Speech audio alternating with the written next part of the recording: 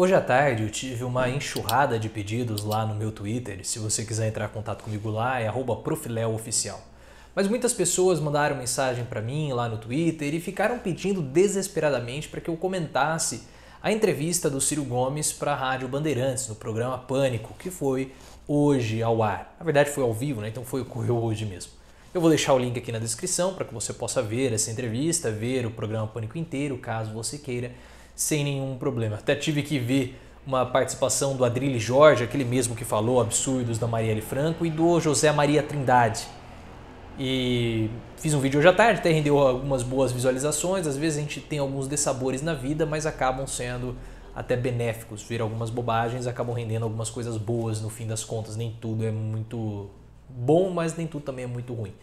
Enfim, foi uma participação do Ciro bastante curta, salvo me engano, em torno ali de uns 40 minutos. Eu também não cronometrei. O Emílio falou que foi um sucesso de audiência, deu bastante repercussão, pelo menos no Twitter. Ciro Gomes estava em segundo nos Trending Topics, o que é sempre muito positivo para um candidato à presidência da República em 2022 e principalmente alguém que está construindo uma militância virtual. E nós sabemos que a militância virtual é algo extremamente importante.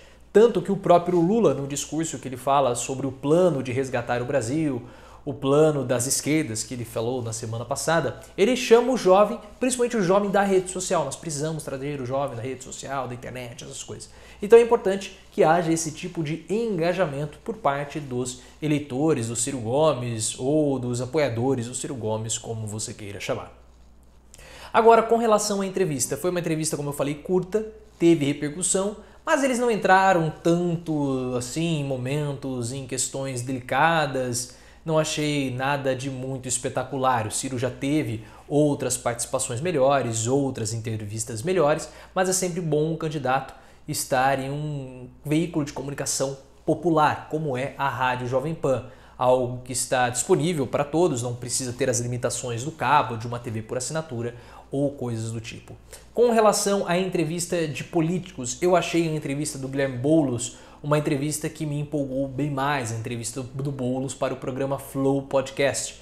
Eu gostei mais da entrevista do Boulos, ele conseguiu esclarecer alguns pontos que são pontos que possuem certo preconceito por parte da população, por parte da classe média. Então eu achei a entrevista do Boulos uma entrevista mais interessante de acompanhar, até mesmo porque tem menos barulho, não tem Adrilles Jorge gritando com aquela voz estridente dele, querendo falar de Suécia, isolamento, e acaba falando uma quantidade grande de bobagens. Mas essa entrevista ela valeu por conta de um ponto que o Ciro Gomes ele colocou